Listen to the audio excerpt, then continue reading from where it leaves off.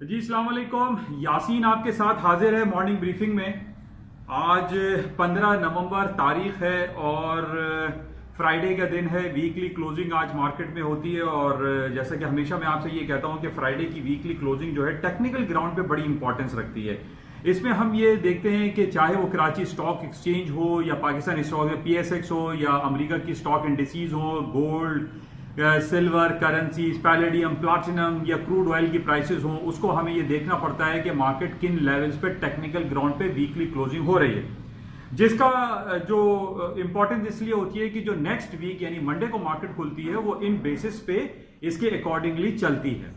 तो और उसमें प्लस हमें यह देखना पड़ता है कि सैटरडे और संडे में कौन सी ऐसी इंपॉर्टेंट न्यूज आई जिसकी वजह से लोकल मार्केट में या अमेरिका और पूरी दुनिया की स्टॉक मार्केटों में उसका असर पड़ता है।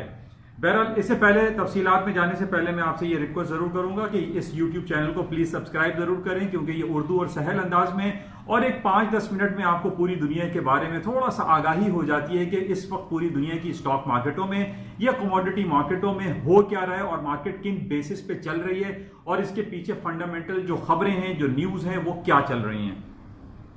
बहरहाल शुरू करते हैं कराची स्टॉक यानी PSX पाकिस्तान स्टॉक मार्केट के हवाले से। पाकिस्तान स्टॉक मार्केट में जो कि हम पिछले 15-20 दिनों से देख रहे हैं कि कॉन्फिडेंस लेवल हमारे इन्वेस्टर्स का या लोकल इन्वेस्टर्स का या फॉरेन इन्वेस्टर्स का वो बहाल होता हुआ दिखाई दे रहा है। मार्केट में वॉल्यूम बढ़ता चला जा रहा है।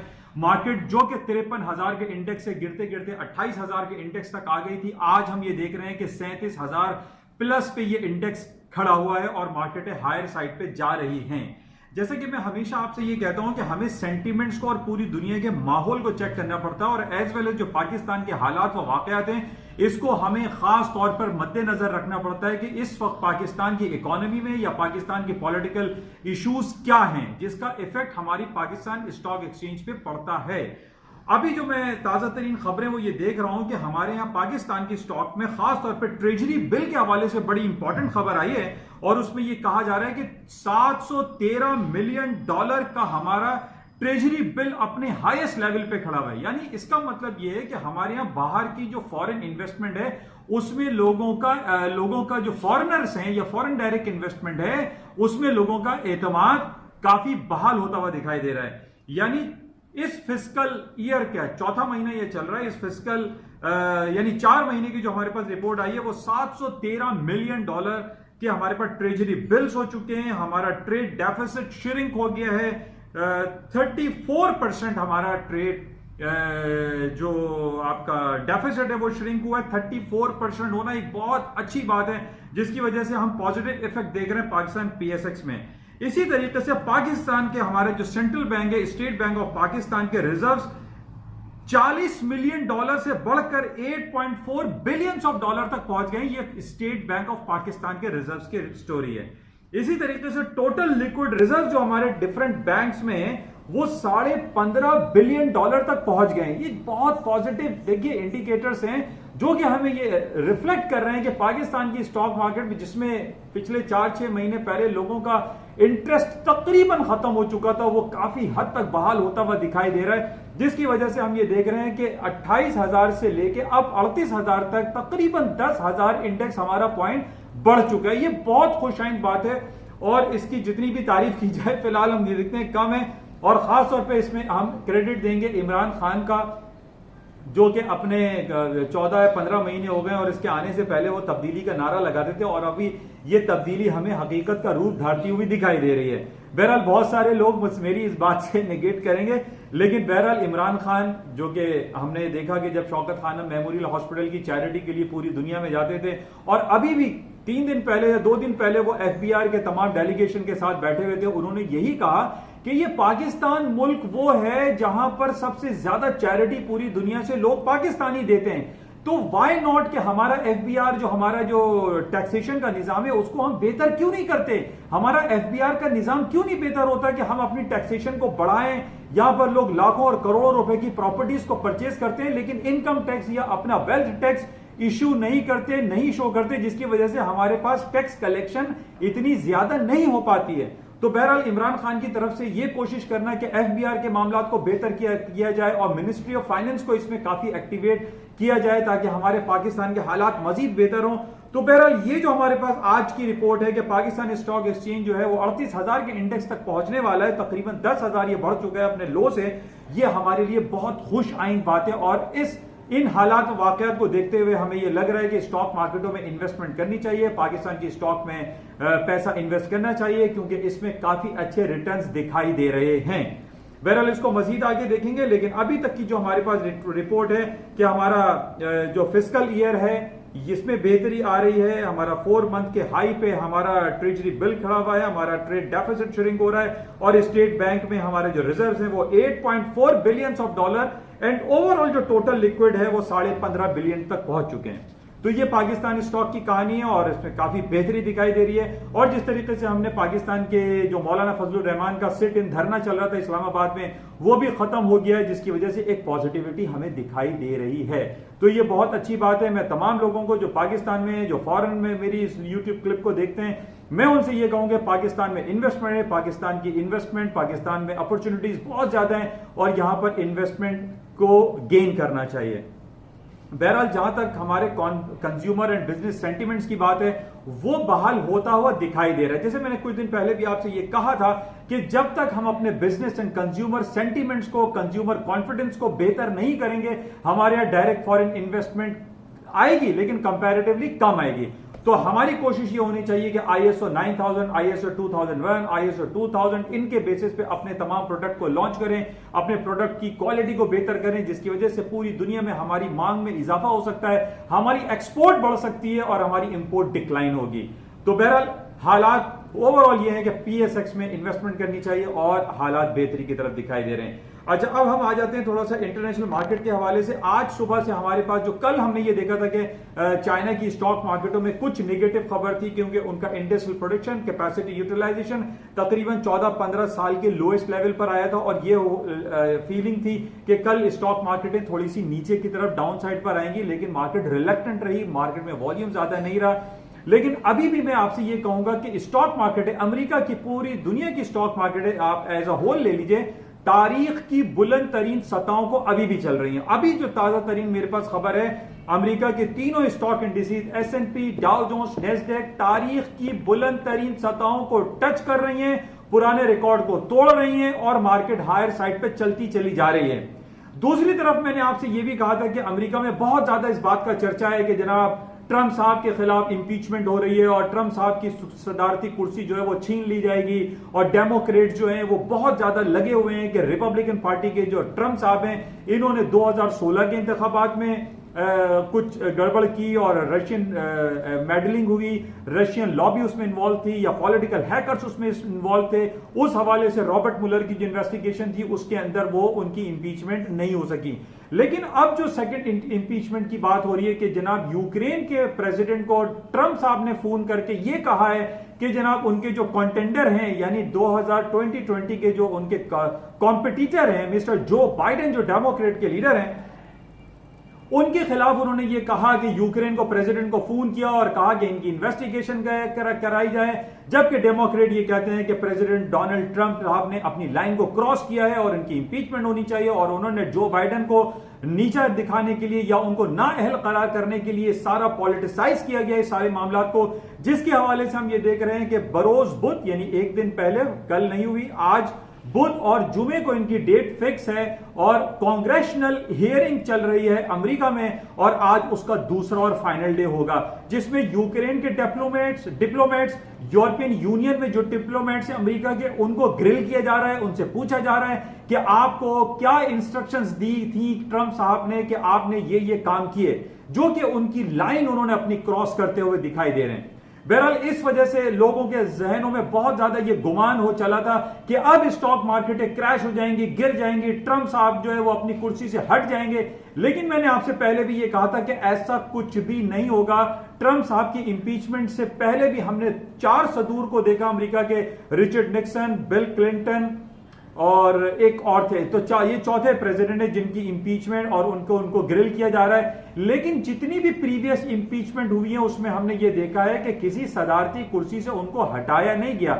गालिबन रिचर्ड निक्सन का कुछ मामला था जिसमें वाटर गेट स्कैंडल हुआ था बैक इन 1973 में, उसमें मिस्टर फोर्ड आ गए थे, तो वो मुझे तारीख के आईने में जरा देखना पड़ेगा। लेकिन हमने ये देखा था कि जो बिल क्लिंटन का मोनिका लेविंस्की के हवाले से जो सेक्स स्कैंडल हुआ था, उसमें उनको इंपीचमेंट किया गया था और उनको सुप्रीम कोर्ट के सामने बैठाया भी गया था, लेकिन उनको इम्यूनिटी हासिल थी और वो सदारती कुर्सी पे बहाल, ना सिर्फ बहाल रहे बल्कि नेक्स्ट इलेक्शन में 4 साल के लिए बिल क्लिंटन साहब दोबारा आ गए।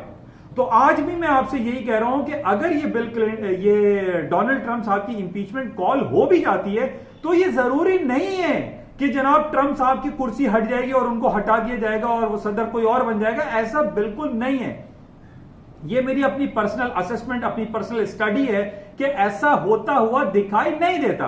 तो बहरहाल आज भी हम देखेंगे कि शाम 7-8 बजे जो है वहां पर कांग्रेशनल हियरिंग होगी और डिफरेंट डिप्लोमेट्स को ग्रिल किया जाएगा और उनसे पूछा जाएगा कि आपने ऐसा किया तो क्यों किया और किसके कहने पे किया। बहरहाल इस हवाले से हम देखते रहेंगे कि क्या मार्केट में खबरें रहेंगी। अच्छा, इसके साथ कल से हमारे पास कुछ खबरें ऐसी आई हैं जो कि ग्रोथ स्लो के हवाले से हैं, जैसे जापान की ग्रोथ जो है वो डाउनग्रेड दिखाई गई है आईएमएफ की तरफ से और मूडी रेटिंग एजेंसी की तरफ से ये कहा गया कि पूरी दुनिया की जो ग्रोथ फोरकास्ट है वो डाउन हो रही है। अच्छा, उस डाउन होने की जो वजूहत बयान की जा रही है वो ये बता रहे हैं कि जनाब अमेरिका और चाइना के दरमियान, अमेरिका और यूरोपियन यूनियन के दरमियान जो बिलियंस ऑफ डॉलर के टैक्सेस लगाने की बात की जा रही है, अब बहरहाल उसके रोल ओवर की, रोल बैक की बात कर रहे हैं, लेकिन इसका एक नेगेटिव इंपैक्ट मार्केट में पड़ रहा है। अब इसकी वजह से जो डिफरेंट हमारे पास एजेंसीज हैं, चाहे वो मूडीज हो या आईएमएफ हो या वर्ल्ड बैंक हो या डिफरेंट यूरोपियन यूनियन की एजेंसीज हो, जो कि रेट करती हैं पूरी दुनिया की स्टॉक मार्केट को, पूरी दुनिया की इकोनॉमी हालात को, वो थोड़ा सा इसको डाउनग्रेड कर रहे हैं। लेकिन कॉन्ट्रेरी, जो मैंने कल भी आपसे कहा था, जहां तक ये रेटिंग एजेंसी जो है डाउनग्रेड कर रही है, दूसरी तरफ हम ये देख रहे हैं कि पूरी दुनिया की स्टॉक मार्केटों में एक पोटेंशियलिटी का इंजेक्शन लगा हुआ है, ना सिर्फ यूरोप की और अमेरिका की, बल्कि अल्हम्दुलिल्लाह पाकिस्तान की स्टॉक एक्सचेंज में भी वो पोटेंशियलिटी का इंजेक्शन लग चुका है, जिसकी वजह से 10,000 पॉइंट इंडेक्स हमारा बढ़ चुका है पीएसएक्स का। बहरहाल ये बड़ी अच्छी बात है, लेकिन मैं आपसे दोबारा ये कहूंगा कि टेक्निकलिटीज को मलूज़े खातिर रखते हुए काम करें। ये खबरें जो हमारे पास आती हैं, चाहे वो इंपीचमेंट की हो या ब्रेक्सिट के हवाले से हो या पाकिस्तान की हो या यूरोप और अमेरिका और चाइना के दरमियान जो ट्रेड तलखियां हैं, इनको एक तरफ सिर्फ अपनी नॉलेज गेन करने के लिए रखें, लेकिन प्रैक्टिकली अप्लाई करना हो ट्रेडिंग के हवाले से या अपना पोर्टफोलियो मैनेज करना हो, तो आप टेक्निकल लेवल्स को फॉलो करें, जिसमें टेक्निकलिटीज को हम देखते हैं अपने ग्राफ को, वीकली ग्राफ को, मंथली और क्वार्टरली बेसिस को। इसीलिए मैं आपसे ये कह रहा हूं कि आज फ्राइडे है, वीकली क्लोजिंग है, हमें बहुत क्लोजली देखना पड़ता है कि मार्केट आज किन लेवल्स पे क्लोज हो रही है। अच्छा, इसके साथ ही गोल्ड की मैंने पहले भी आपसे बात की थी कि गोल्ड की मार्केट का 2 लेवल बहुत इंपॉर्टेंट था, एक 1520 और 1440, जो कि टूट गया। 1440 टूटने के बाद मार्केट 1480 का लेवल टूटने के बाद 1480 का लेवल में 1440 का लेवल मैंने आपसे जिक्र किया था, और पिछले दिनों मार्केट ने 1445 का लो किया और मार्केट वहां से अभी 1465 पे खड़ी हुई है। तो मैंने आपसे पहले भी कहा था कि टेक्निकलिटीज के हवाले से 1440 बड़ा इंपॉर्टेंट लेवल है गोल्ड के लिए, और यही कुछ हुआ कि 1445 1444 का लो करके मार्केट $20 ऊपर आ गई है। अच्छा, अब टेक्निकल को फॉलो कौन कर रहा है, उसके पीछे कहानी क्या है? गजा, इसराइल, फलस्तीन में जंग, यानी जंग तो हम नहीं कह सकते, लेकिन आपस में जो फायर हो रहा है, मिसाइल अटैक हो रहे हैं, जिसमें अभी जो मेरे पास लेटेस्ट रिपोर्ट आई है तकरीबन 34 लोग हलाक हो चुके हैं 3 दिनों में। यानी गजा से फायर हो रहा है, इसराइल से फायर हो रहा है, फायरिंग हो रही है और लोगों को मारा जा रहा है, मासूम शहरी लोग वहां पर मर रहे हैं, जिसकी वजह से हम हमेशा ये बात मैं खास तौर पे करता हूं कि हमें अब कुछ और सोचना चाहिए, हमें रिलीजियस हार्मनी की तरफ जाना चाहिए। हम कब तक एक दूसरे को मारते रहेंगे, लड़ते रहेंगे? हमें एक रिलीजियस हार्मनी को, इस्लाम भी हमें यही दर्ज देता है, तमाम मज़ाहिब ये दर्ज देते हैं कि एक रिलीजियस हार्मनी होनी चाहिए, मजहबी हम आहंगी होनी चाहिए, अपने मजहब से प्यार करें, दूसरे के मजहब को ना छेड़ें और ना ही उसको मारें। हमें अपने अखलाकी इक़दार को बेहतर करते हुए दूसरे को इंस्पायर्ड करना चाहिए। हम बंदूक की नोक पे जो है किसी को कन्वर्ट नहीं कर सकते। हमें अपने अखलाकियात को, अपने मजहब को बेहतर रखना चाहिए ताकि लोग इंस्पायर्ड हों, और यही नबी पाक सल्लल्लाहु अलैहि वसल्लम का बयान भी है, फरमान भी है कि आप अपने इखलाक को बेहतर करें, अपनी इंसानियत को बेहतर करें। इस तरीके से 40-50 लोग रोज मर रहे हैं। पहले हमने देखा यमन और सऊदी अरब के दरमियान जो बॉर्डर लाइन पे मसले थे, रोजाना लोग सैकड़ों की तादाद में मर गए। अभी ताजा तरीन रिपोर्ट मेरे पास आई थी, तकरीबन 3 लाख लोगों का यमन और सऊदी अरब के बॉर्डर पे हलाकत हुई है। 3 लाख मासूम औरतें, बच्चे, बुजुर्ग लोग मर गए।